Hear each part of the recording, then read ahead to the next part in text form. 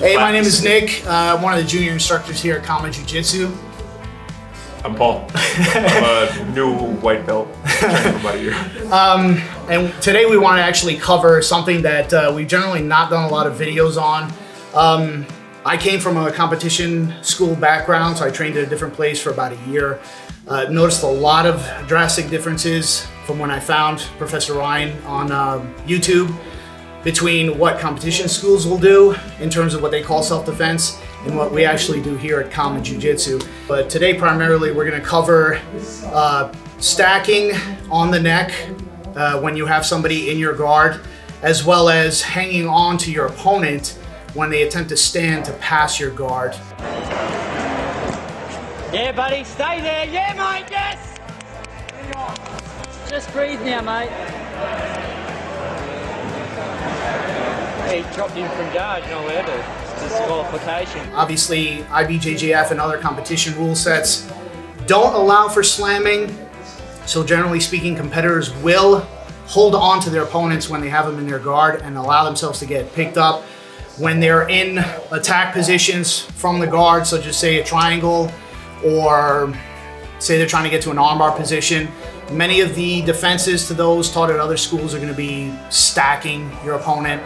And so whether that's right or wrong in terms of defending that attack is not what we're focusing on today. It's more about the person in guard allowing their opponent to stack them, and we don't allow that here for two primary reasons. Obviously, one, you can get hurt in training. But in real life, what really matters outside is that when you let somebody pick you up, and you can watch any videos in the UFC or even some accidental occurrences in IBJJF and other competitions, when you get picked up while holding guard, or when you jump guard and you're on top of your opponent holding onto them like a koala bear, it's very easy for that person to either accidentally lean forward with that weight hanging off of them suddenly and land you on your neck, maybe paralyze you, maybe kill you. Or, for example, the UFC or other fight circuits, they'll intentionally slam you on your head or your back to try and break, say, a triangle, arm bars, or try to break your guard in general.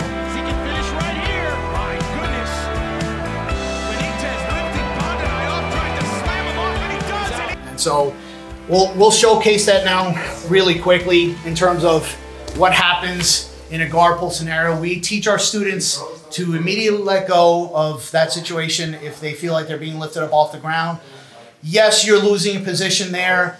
Again, in a fight scenario, you could still fight back if you get put into a different position, say side mount, or somebody takes your back. But you can't really continue the fight if somebody breaks your neck or paralyzes you or even kills you outside. So that's what our mindset is here. So if Paul comes into my guard here and we're fighting here, saying whether it's competition or otherwise, it doesn't matter to us. Again, we focus on self-defense aspects. If I'm in here trying to attack him and he realizes he's going to have way more leverage standing up to pass my guard, he's going to stand up and guard. So this is what you'll see in a lot of competition schools, and if he drops me, I'm in trouble here. Very uncomfortable. I'm lucky here because we're just practicing and kind of showcasing what would happen, but in a real fight, he may accidentally, he may intentionally tip me forward, and I'll land right on my neck, really hyperflex my spine, perhaps fracture vertebrae there. Or I just land in the right spot here to either knock me unconscious, in which case the fight's over, I've lost, or I kill myself. So when this happens, we teach all our students, as he tries to stand up to pass, if I feel like I'm getting lifted up, I let go, and I can fight back from here. That's fine. Even if he passes my guard, I lose position, no problem. I can fight back, try to get back to a better position from here, escape. At the very least, I'm not out unconscious, I'm not paralyzed, I'm not hurt. The other common occurrence you'll see in competitions is, say I set up here, I get to a triangle position, and Paul wants to stack me. You'll see a lot of competitors stay here trying to fight this. Very bad. So come back. So when we're taught how to do this, we lock up this triangle. I'm always angling away. If he manages to come in and stack me, I'm going to move my head away. If I can't escape, I'll let go. Whatever I have to do, even if he compresses me to pass guard, here, and I lose it, he compresses me down, my neck safe because he's not compressing my neck. It's fine. He takes me to side mount. He gets on my back. I'm not injuring my neck. And one of the things we do, we practice on, especially with our upas, is when we come up, we don't just drive over here. It's twofold for us, at least in upa, is we'll angle up here to protect our neck again. See, I'm not going over my head and my neck. I'm going over this gap, but also I'm creating a gap to take my opponent in.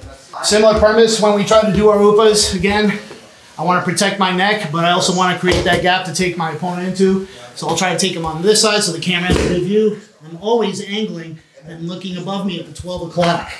And I'll drive over, drive. I never, ever go over my neck and over my head and cause my neck to flex far too deeply to cause injuries. So in a triangle position, for example, if we want to defend, best bet is to try to shoulder walk yourself away to prevent that stack. Try to frame against your opponent to block it, but if he does get up here, I'm always going to angle sideways and look in that direction. So even if he takes me over, roll me over, my neck is always protected. I've gone over my shoulder.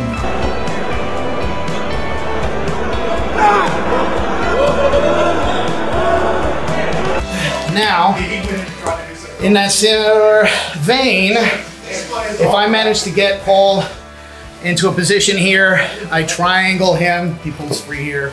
We'll just assume I got all the way to the triangle and I'm just in a competition mindset. I'm sitting here, pulling him across, doing the traditional methods, trying to triangle him here. He has enough base there to lift himself up and stack me really hard. Look at what's going on to my back, my neck. I don't protect myself. If he wants to, he can fold his knees over, go a little bit more pull. And look at this, I can't even breathe that well. You can hear my voice change. If he forces it enough, and certainly in a fight scenario, he's gonna fracture something there for sure. My neck, maybe I pinch nerves if I'm lucky, maybe he severs my spine, you never know. That's a scenario you don't wanna be in. And again, for a triangle, similar premise, excuse me, for an arm bar, similar premise, I get here, I'm attacking, he starts to just stack in, really driving my hips forward. Go ahead, keep going, I'm flexible. And I leave my neck in the way. Again, similar deal, I'm in a bad position. One of the attacks that you might see that's fairly common is choking somebody from guard, which some people will do. He'll start to drive in and then he'll hook underneath my pant legs and tilt me upwards. So hook behind here, Paul, and tilt me up. Stack me on my neck, keep going. And this is very bad. So again, if you don't do anything to protect your neck, keep going. And I'm getting my neck bent in half and I'm getting choked. So that's what will typically happen in a competition. Yeah, there's somebody there, you tap, they're stopping. Outside on the street, somebody accosts you, you're not being able to tap there. Nobody's gonna stop that fight unless the cops are right around the corner.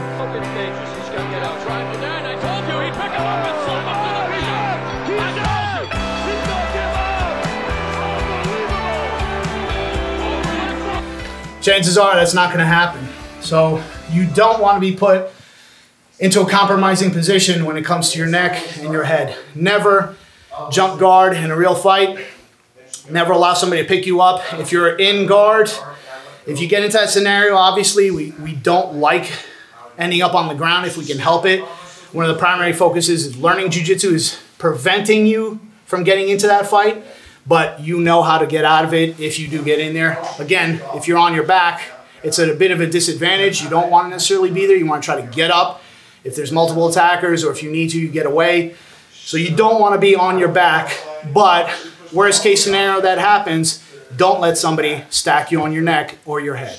Now, is stacking the same as pile driver? Is that similar in concept? It's the pile driver or the slam is a little bit different in terms of stacking. Stacking is basically the opponent is lifting up your body and forcing all your weight down on your shoulders, your neck, and your head. The pile drive or the slam is a little bit different in that you're actually getting lifted up and then dropped onto that same area in your body.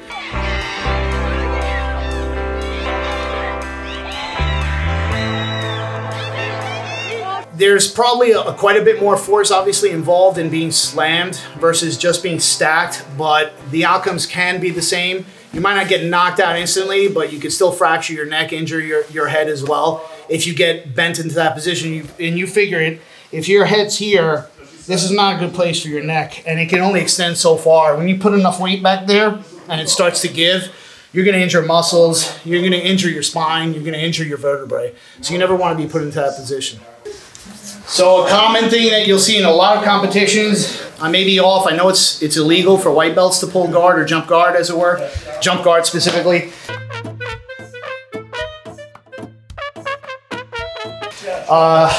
I'm not familiar if it's legal at the blue belt level, it may be, but it's certainly legal for the higher belts. You'll see a lot of them come in here.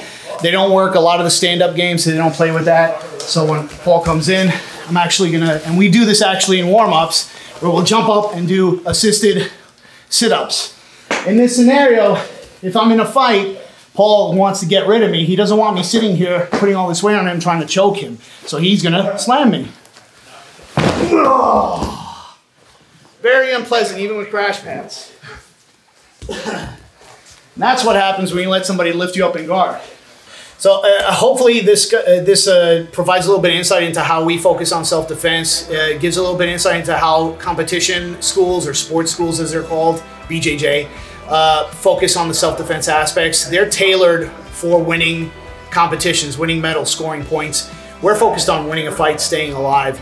So bear that in mind. If you train at a competition school, you always want to be able to protect your neck. I know when you get into that mindset, you're kind of focused on scoring those points. You may get yelled at by instructors, so you may have to talk that out with your instructors as well.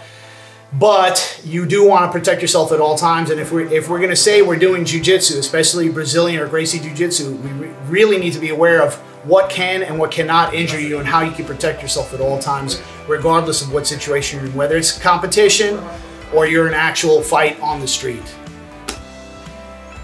Okay. Hope you're doing well. Yeah. Take care, happy training. Isn't that what he does at the end?